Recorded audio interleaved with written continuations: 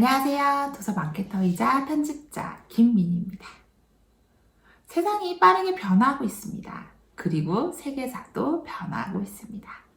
변화하는 세계사를 재미있게 설명해주는 책 하나를 소개하겠습니다. 바로 세계사의 중심축이 이동한다입니다. 사람과 나무 사이에서 출판했고 저자는 다마키 오시아키입니다. 저자 다마키 도시아키는 경제사학을 전공했고요. 현재 교토산업대학교 경제학부 경제학과에서 교수직을 맡고 있습니다. 저서로는 근대 유럽의 탄생, 해양제국 번영사, 유럽 패권사 등이 있습니다. 글로벌 세계사, 초등학교 때 교과서나 시험 문제에서 많이 본 단어인데요. 지금 현재는 글로벌이 너무 익숙해졌죠. 저자는 이 책에서 글로벌리제이션을 핵심 단어로 채택했습니다. 글로벌리제이션은요, 글로벌, 세계화와는 조금 다른 의미를 가지고 있습니다. 인류는 지금까지 3번의 글로벌리제이션을 경험합니다. 먼저 호모 에렉투스가 유라시아 대륙으로 퍼져나간 제1차 글로벌리제이션이 있었고, 이어서 호모사피엔스가 아프리카를 나와 세계 각지로 뻗어나간 제2차 글로벌리제이션이 있었습니다. 그리고 대항해 시대에 유럽인이 세계 곳곳으로 원정을 떠난 제3차 글로벌리제이션이 있었습니다. 이런 관점에서 보면 현대사회는 제3차 글로벌리제이션이라고 할 수 있겠죠. 제2차 글로벌리제이션에서 인간은 세계 각지로 이주해 정착 생활을 했고요. 이때 6대 문명, 거의 많은 사람들이 4대 문명을 논하는데요. 이 책에서는 6대 문명을 논하더라고요.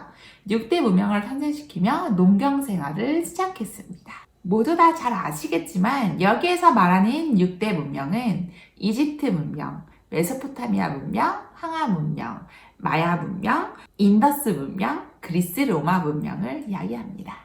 문명의 탄생이란 정착하는 사람들의 등장을 의미하는데요. 그렇다고 해서 이동하는 사람들이 아예 사라진 것은 아닙니다. 다시 말해 문명 탄생 이후의 인류 역사는 정착민과 이동하는 사람들의 상호 의정 관계라 규정할 수 있습니다. 비행기가 이동을 큰 폭으로 증가시킨 현대사회는 빈번하게 이동하는 정착민이 크게 늘어나고 있습니다. 6대 문명 중에 경제 성장을 가장 빨리 한 문명은 황하 문명입니다. 황하 문명은 양자강 유역에서 일어난 문명을 포괄한 중국 문명으로 변모했고 대략 15세기 무렵까지 이 지역은 세계에서 가장 생활 수준이 높았다고 추정됩니다. 유럽은 오랜 기간 패권을 장악하고 있던 중국 문명에 도전하였고 경제력을 장악하였습니다. 세계사의 중심축이 이동한 것입니다. 제3차 글로벌리제이션으로 유럽이 세계사 무대를 장악하게 되었습니다. 앞의 이야기를 보면 6대 문명이 발달하면서 농경 생활이 시작되었는데요. 이 농경 생활은 인간에게 이루었을까요?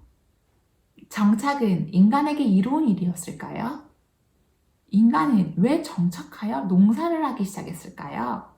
이는 아마도 인류사의 가장 어려운 수수께끼라고도 할 수 있을 겁니다. 우리가 교과서를 통해서나 통설로 아는 이야기를 먼저 해보겠습니다. 태초의 인류는 가까이에 있는 식물이나 동물을 잡아먹었습니다. 수렵 채집에 의존했던 인류의 생활 수준이 낮아지고 평균 수명이 짧아지면서 인류는 식물을 재배하고 동물을 가축으로 길들이기 시작한다고 대부분 알고 있습니다. 수렵 생활을 하고 있는 아프리카 부족이 있습니다. 산족, 부시먼족들인데요. 그들은 충분한 여가 생활을 즐기며 아등바등 일을 하지 않습니다.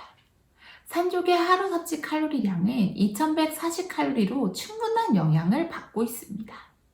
산족은 수렵 채집으로 삶을 꾸려가지만 굶주림과는 거리가 멉니다.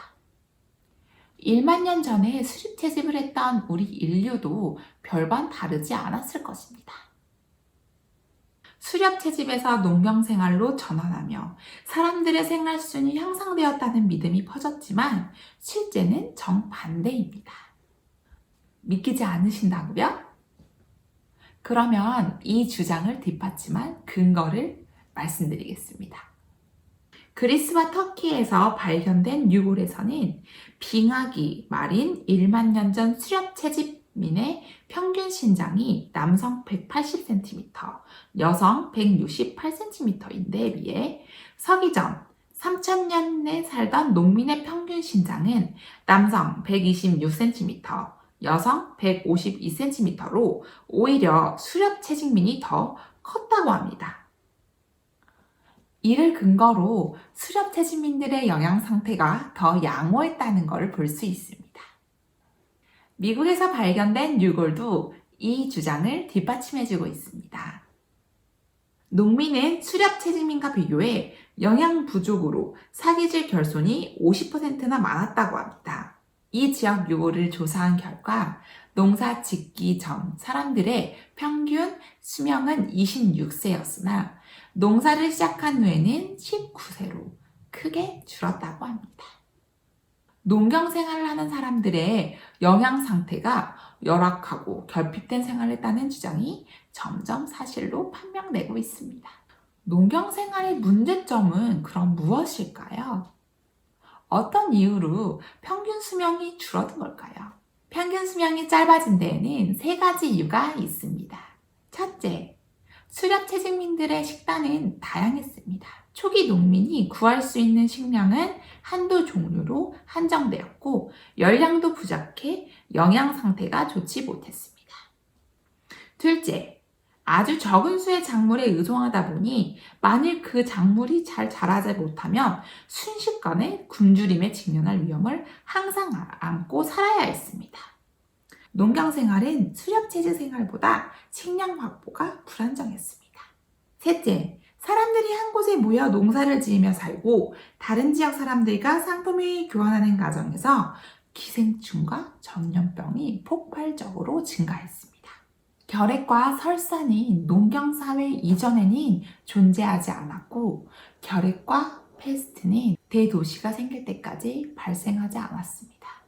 사스, 메르스, 코로나도 이 사회가 아니었다면 발생하지 않았을 겁니다. 더욱이 농경사회는 계급사회를 만들어냈습니다. 농민은 식량을 비축했고요. 그러자 가진 자와 가지지 못한 자로 나뉘게 됩니다. 계급이 발생하자 국왕이 탄생했고 일반 백성보다 훨씬 풍요로운 생활을 하는 계급이 생겨난 겁니다. 또 농경은 성에 따른 격차를 만들어냈다고 주장합니다. 농민 여성은 수렵 채집민 여성보다 임신 확률이 높았고 자녀 양육을 위한 시간을 더 써야만 했습니다. 여성은 남성보다 전염병에 걸리기 더 쉬웠습니다. 남성 우위 사회는 농업 생활이 빚어낸 필연적 결과입니다. 이 이야기를 듣다 보면 사람들은 왜 먹고 살기 편한 수렵 채집 생활을 포기하고 일하기 힘든 농경 생활을 택했는지 의문이 듭니다. 이 수수께끼는 바로 출아프리카에 있습니다. 아프리카에서 사람들은 이동을 합니다. 아프리카에만 있었다면 수렵 채집 활동으로도 충분히 먹고 살았을 수 있습니다. 하지만 아프리카에서 다른 지역으로 이동을 함으로써 그것이 불가능해졌고 어쩔 수 없이 정착하여 농경 생활을 시작해야만 했습니다. 이동을 통해 생활 방식이 변화했고 세계사의 중심축이 변화했습니다. 2차 글로벌리제이션으로 변하게 된 주요한 이유였고요. 그렇다면 이제 제3차 글로벌리제이션의 굉장히 중요한 그런 사건을 이야기하겠습니다. 바로 정보의 비대칭성입니다. 현실에서 가진 사람들의 정보는 다 다릅니다. 일반 사람과 전문가의 정보 또한 확연히 다릅니다. 이 정보의 영향을 가장 많이 받은 것은 바로 상인입니다. 정부의 비대칭성이 지나치게 커지면 시장은 원활하게 기능하지 못합니다. 또 정확한 정보가 빠르게 전파되는 사회가 경제 발전에 적합합니다. 다시 말해 각각의 상인은 정보의 비대칭성을 이용해 이익을 얻지만 사회 전체로 봤을 때는 이 비대칭성을 축소하지 못하면 경제 활동에 지장이 생깁니다. 정보의 비대칭성을 줄인 사회가 근세 유럽에 탄생했습니다. 유럽은 어떻게 정보의 비대칭성을 줄이고 자신들에게 유리한 시스템을 전 세계로 확산시켜 정착시킬 수 있었을까요? 인류는 수천 년 전부터 문자를 사용했습니다. 문자 사용 초기에는 한정된 사람들만 읽고 쓸 수 있었습니다. 서양은 근본적으로 성직자가 문자를 선점했습니다. 이러한 상황을 대대적으로 바꾼 중요한 인물이 있습니다. 바로 구텐베르크입니다. 그가 발명한 활판 인쇄술이 전 세계를 뒤집어 놓았습니다. 구텐베르크에 앞서 한반도 고려에서 동판 인쇄술을 사용했다는 사실이 잘 알려져 있습니다. 하지만 사회적 영향력에 있어서는 구텐베르크에 미치지 못합니다. 구텐베르크의 혁명으로 소수 사람들이 문자를 독점하는 것이 사라졌고요. 구텐베르크의 혁명으로 소수의 사람이 지식을 독점하는 시대가 종말을 고했습니다. 문자 정보는 독점적 재산이 아니고 일반인이 보유하는 재산으로 전환되었습니다. 서적의 양이 엄청나게 증가했고 일부 성직자만 구사할 줄 알던 읽고 쓰는 능력이 여러 계층으로 확대되었습니다. 상인도 글을 쓰고 읽을 수 있게 되었습니다. 글을 읽고 쓰는 것은 상인들에게 굉장히 중요한 도구가 되었습니다. 12세기 유럽의 상업 발전을 논하는 자리에서 빠지지 않고 등장하는 단골 주제가 있습니다. 바로 샹파뉴 전기시장입니다. 전기시장은 1년에 몇 차례 열리는 시장으로 거래량이 점점 증가하면서 매일 시장을 열어야 할 필요성이 제기되었습니다. 그래서 거래소가 출현했습니다. 거래소에서 초기에는 거래하던 상품과 가격을 수기로 작성했으나 얼마 지나지 않아 인쇄로 넘겼습니다. 여러 도시에서 인쇄된 가격표가 세계 각지를 넘나들었습니다. 정보의 비대칭성이 적은 사회가 탄생하는데 가격표가 큰 역할을 한 것입니다. 거리소 성립과 가격표 공개로 유럽에서는 시장 진입이 비교적 수월해졌습니다. 가격표에 이어 상업 안내서가 만들어졌고요. 상업 안내서는 국제 상업의 매뉴얼을 촉진했고 세계 상업에 통용되는 표준 안내서가 만들어졌습니다.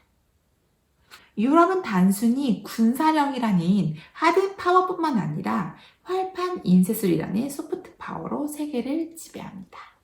구텐베르크의 위협은 그만큼 큰 혁신을 세계에 불러왔습니다. 공업보다 오히려 사람들의 움직임, 네트워크, 물류, 경제 성장을 촉진하는 국가의 힘이 중시되었습니다. 이 책은 이 이야기 외에도 경제사를 중심으로 오랜 기간에 걸친 세계의 변모를 최대한 압축 정리해서 보여줍니다.